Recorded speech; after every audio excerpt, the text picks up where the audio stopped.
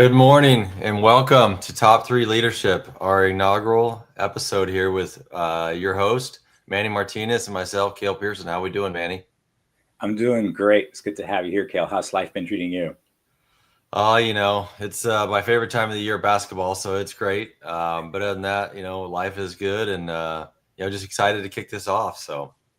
Um, but one of the things, first questions that are probably going to happen is top 3 leadership and what does that mean? We'll get to that here in a second. We want to kind of introduce who we are for those that don't know who we are, and why should you listen to us about leadership? What the heck do we know, right, Manny? Yeah, Um, absolutely. so I'll just jump in with my history of work and my leadership journey and how it's looked for me. I've been entrepreneur for 20 plus years, been in transportation, been shareholder of a large trucking company and now a freight brokerage company. But really, my leadership journey from teaching and giving back to what I call developing other leaders, started in 2016 with Crestcom, which is a leadership development franchise. That's how Manny and I met. And, just one of the things that struck a chord with me with that is, we all need those mentors. We all need those people in our life that are gonna pour into us. And I saw that as I started to move up in my career. I'm like, I need more skills to do that. We'll talk about leaders being born or made and all that stuff at some point through the show. But some of us have a little bit of that, but we all still need help. And that's what I really found is, how do I pour into my team? How do I help them develop? How do I reach them? Where they're at. I say that a lot. How do I reach people where they're at? Because it's so important. Fast forward, that was 2016, and just been helping develop leaders since then. Also outside of work, I love to coach basketball. Got back into it this year with sixth graders, and it's always amazing. And now I'm not coaching my kids, so I think that's better in a way because I'm not biased, right? We talk about leadership and we talk about bias all the time. And, we can say we're not biased, but if your kid's out there, it's just hard. So it's really helped me. We kick off games Saturday as well, but it's just helped me be more present as a leader of the team and developing the kids long term versus, hey, I want my kid to have a great game and I want him to, come home happy. I still want all the kids to be happy, but I'm not going to sacrifice that long-term development for that short-term gain. So, and then Manny and I have been chatting about doing this for, I don't know, probably a couple of years, probably, how things happen, time flies. So, enough about me, Manny. Let's talk about you a little bit. Absolutely. My leadership background comes from the military. I served in the Air Force for 30 years. I joined the Air Force a week after my 18th birthday on December 2nd, 2018. And then on October 1st, I said 2018, I'm sorry, 1988. Oh my gosh, time flies. Yeah. 1988, December 2nd, I joined the military. And in 2018, October 1st, I retired from the military. That's 21,600 haircuts later, but I'm not sure who's counting that. Nevertheless, during that time, as a senior enlisted leader, my primary mission was to develop people, to grow teams to reach their highest potential, to give people the toolkit to become successful leaders. And as I left the military, I wanted to continue that service. I had many leaders during my career that poured themselves into me so that I could be the best version of myself. I left the military and I thought, how could I continue to do that? And Crestcom is an organization that does exactly that. We give people the toolkit to become successful leaders. And I started that journey in 2019. And, I've been with Cale ever since, just partnering with him to develop organizations, managers to become better leaders. Very often, we don't necessarily get the tools and skills we need to become good leaders. We're very good at our technical expertise. We get lots of training in how to do our jobs in our industries. And then because of that, and rightfully so, we get promoted into a managerial job and all the tools you need to be a great leader. Well, you don't get a lot of training for that. And then you struggle. And then your people struggle. and both of you suffer. And what we do is to go ahead and remove that suffering so you don't remain stuck in that. You don't have to be stuck in that pain, if you will. And when I was in Special Operations Command for many years, we were very focused in making sure that we would hit the intended target and not have collateral damage. What I learned over the years in the military was, although we were really good at making sure that we took care of the target and minimized the impact to innocent people, the collateral damage that often happened in the Air Force was happening from within. Mm-hmm. It was bad managers who treated their people like they were collateral damage. You know, the shut up and color, it's my way or the highway. It's the, I can just bark out orders and that's going to motivate people. Well, that doesn't work. It didn't in the military, by the way. It only worked so much, but then people would leave the military because of bad managers. And then I come home and talk to my non-military friends, and they would say, I have the same problems too. I wish my manager knew a thing or two about leadership. And so that's why I'm really passionate about being part of Crestcom, about being part of this top 3 leadership channel. And that's what also fuels, you know, this relationship that Cale and I have to really help organizations energize and empower their people to unleash their skills to develop great teams. That's awesome. Appreciate that, Manny. Now that we got our years right, you know, it's crazy how time flies. So let's talk about, you know, we were kicking around a lot of names for this, and we, you know, you came up with top 3 because of your experience in the military. We were really surprised that it was available. You know, so for people that aren't in the military, what is top 3 leadership and why should they care about it? Mm-hmm. Yes, if you're a military person or a veteran, you hear top 3 and you know immediately what I'm talking about. It's the top 3 enlisted grades, whether it's Army, Navy, Air Force, Marines, any branch of service. You know that the enlisted has 9 different grades, and the top 3 levels are your top enlisted grades, the top senior leaders. I'll use a visual example. So these are the stripes that the Air Force, when I was in the Air Force, this is what I wore on my sleeve. And these top 3, what we call rockers or roofs, are your top 3. You have Master Sergeant in this first rocker. The middle one is Senior Master Sergeant, E8. And then E9 is Chief Master Sergeant, and that's your top 1%. Part of the reason why we chose top 3 leadership is because, A, we know that throughout our careers, we received much coaching, mentoring, and guidance from top 3 leaders. Those are the people that we looked up to and said, I want to emulate what things that they do. I want to be like that person.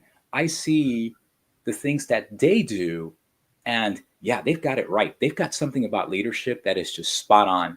But then also, those were the people who spend the most time giving of themselves to us.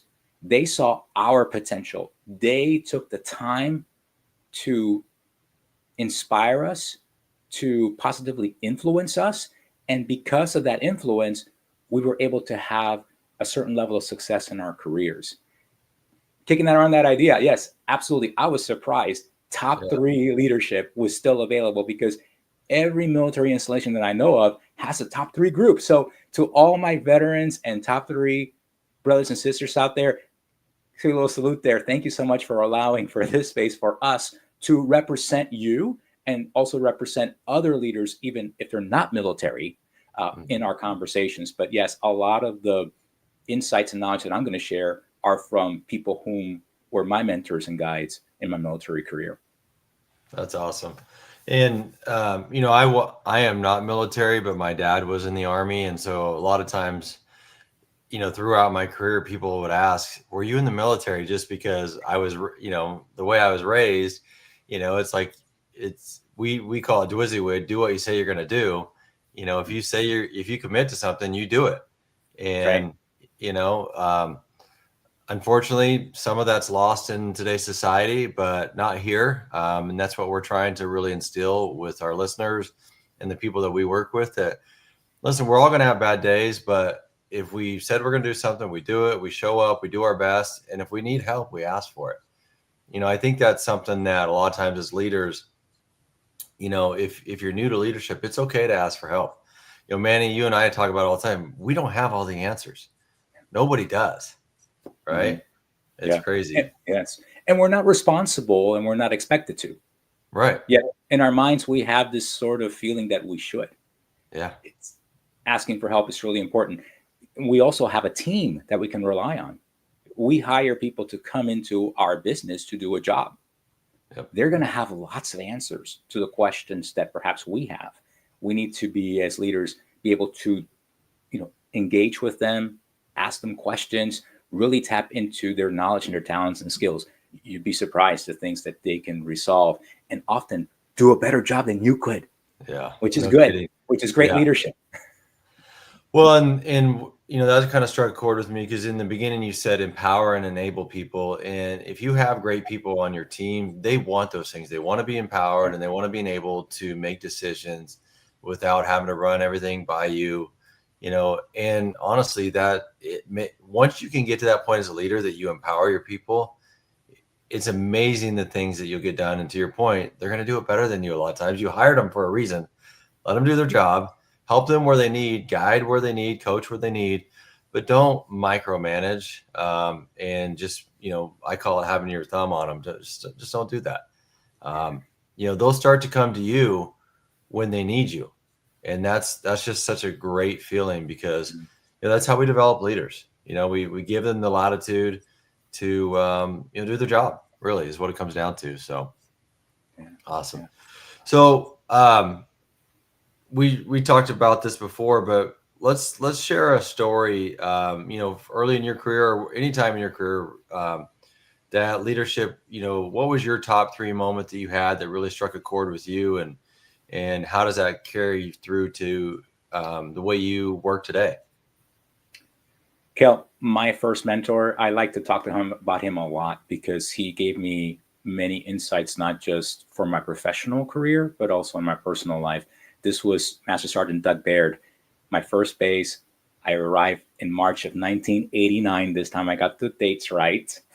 Grand Forks Air Force Base, North Dakota. I'm a Florida kid, born in Puerto Rico, below 0 temperatures. That was rough. Yeah. But Doug Baird was a Master Sergeant. So if we look at the stripes again, he was in this first rocker here. Okay. And he retired after 24 years of service. He was amazing. And what I learned about him was just his level of ownership and accountability. When you looked at his uniform, it was a masterpiece. It was immaculate. Everything was exactly where it needed to be. If you had any questions on how your uniform should look to Doug Baird. You look at him and you go, that's what I need to look like. He would do like a boots challenge. In those days, we had to shine our boots. Nobody's boots were as spit shine as Doug Baird's, and they were spit shine. Not somebody else did it for him professionally and they're permanently. No, he spit shined them. Let's see your boots. And then you'd go and show them, oh, they look pretty good. Or no, you need some work. He was the guy that would say, you could tell how somebody's day is going today by how shiny their boots were. Yeah, it's a great point. It was a great point. Yeah, if they came in looking all scruffy and scuffed up, maybe they didn't have a good night last night. Mm-hmm. And he was the type of person that would really get into learning about you. How was your weekend? How's your family? How are things going? He knew his stuff in and out. Even senior officers would go to Sergeant Baird and they would ask him advice on really challenging stuff. And he would just guide them through it. And sure enough, just about every time they would take his advice and move forward because they had that kind of level of trust. He was just a consummate professional. And he had this really rich, deep baritone voice. It was amazing. He'd get on the phone like, are you on radio? It was awesome. But that was professionally. And then Thanksgiving just happened a couple of weeks ago. One of the most impactful stories with Doug Baird was my first year. I'm single. I'm living in the dorms. Doug Baird said, come to my house for Thanksgiving. It's kind of a typical thing for a lot of senior leaders to invite people who may not have family with them to come to their house for Thanksgiving or for Christmas, which is great. Yeah. I walk into Doug Baird's house. I look to the kitchen. As you walk in, right away to the left was the kitchen, and then straight ahead is the living room.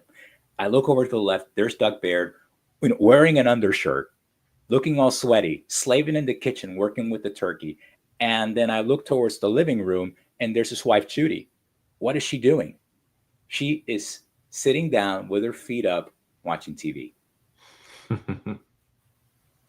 And it just completely just rearranged my perspective in life.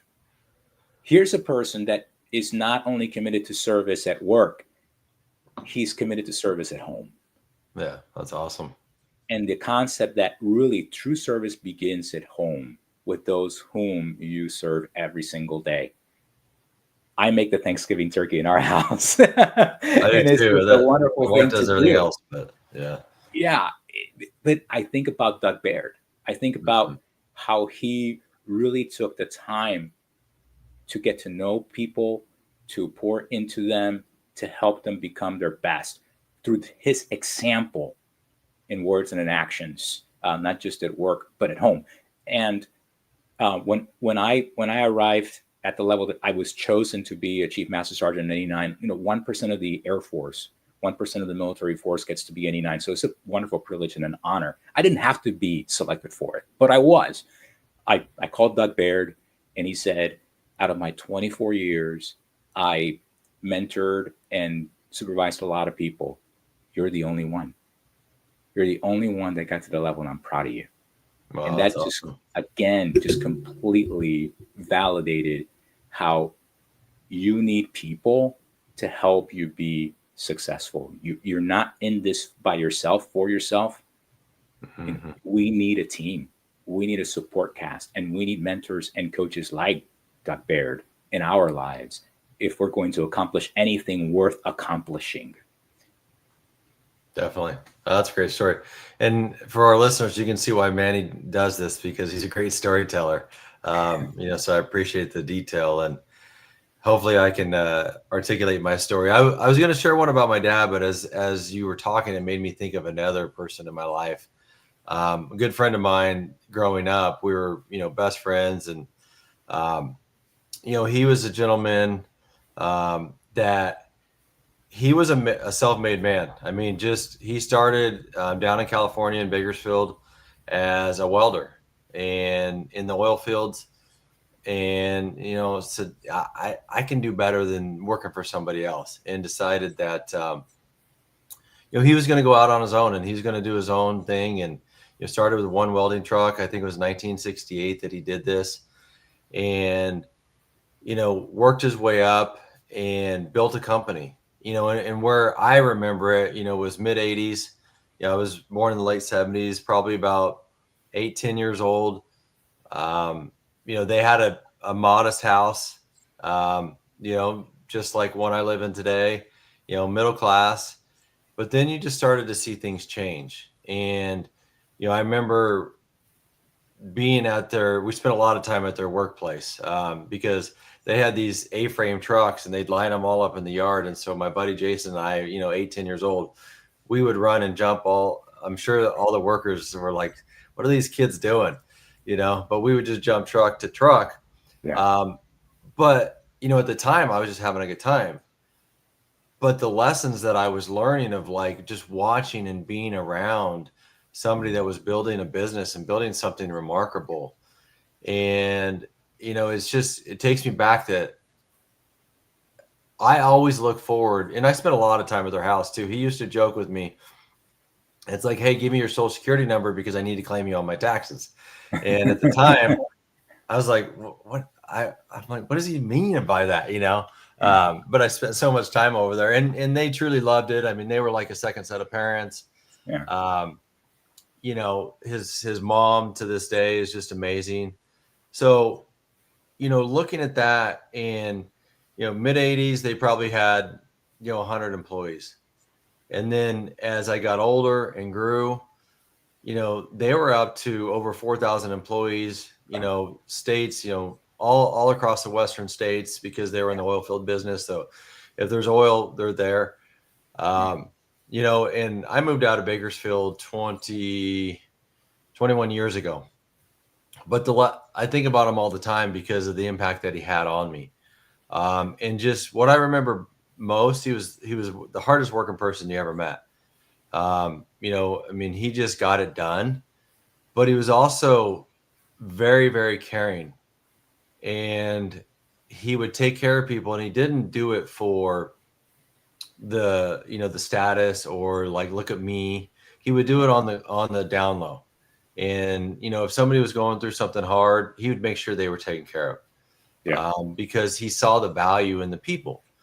And, last year, so let's see, it's 24 now. So, man, has it been 2 years?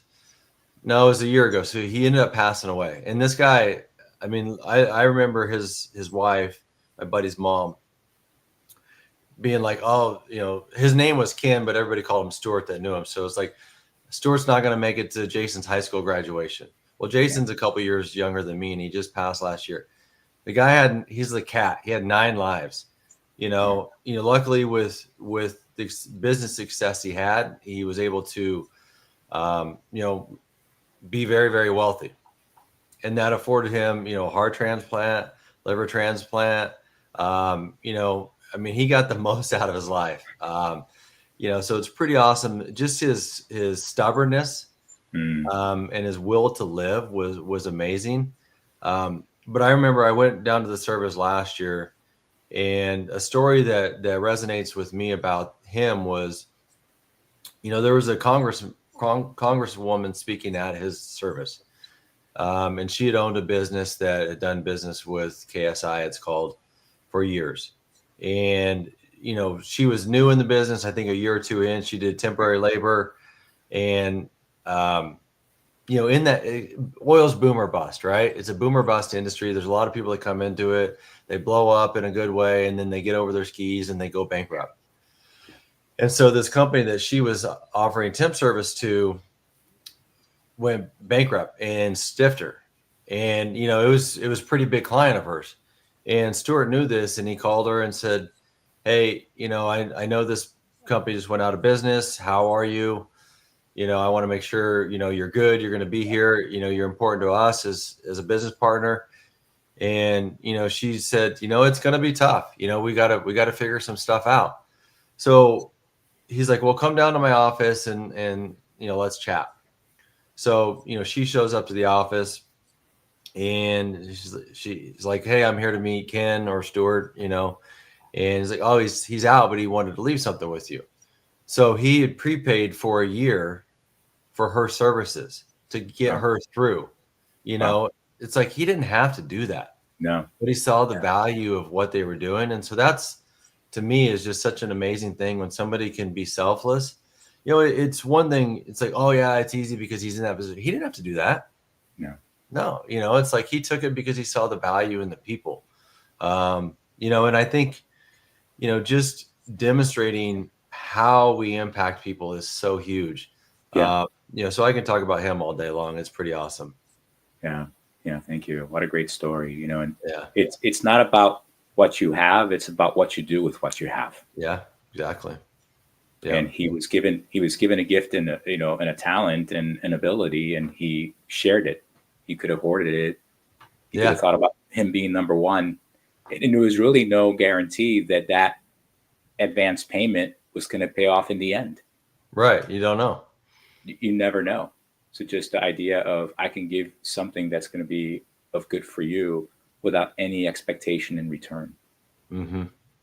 Yeah. Yep. And leadership really is that. And I think that's what's really hard about it, is that we often are giving to others, and we have a hope and a desire, but it doesn't mean that it's going to be guaranteed that somebody else is going to be successful because of what you've done. And it can be very tricky and challenging. And yet that is what we're called to do. Yep, exactly. Yeah. Well, we're getting up here on time. I knew that'd fly by. For those listening, really our goal going forward is we're going to bring people on to interview. We're going to do some coaching calls. We're going to jump on here in about 5-6 minutes, do a coaching call with one of my employees, Tiffany, and just show what we're doing. But also we want to interview great leaders and how they're giving back and what their top 3 moments are. So if you know somebody that wants to be interviewed, has a great story to tell, we'd love to chat with them, bring them on the show, and just appreciate everybody. And Manny, thank you again. I'm really excited about this journey. Yeah, I'm looking forward to a successful implementation and moving this channel forward and adding value to our community. Awesome. Well, we'll see everybody soon. All right. See you now.